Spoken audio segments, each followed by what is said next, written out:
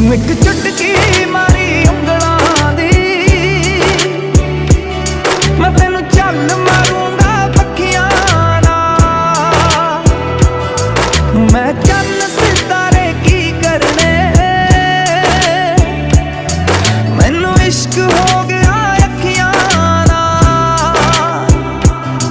ਮੈਨੂੰ ਇਸ਼ਕ ਹੋ ਗਿਆ ਅੱਖੀਆਂ ਨਾਲ।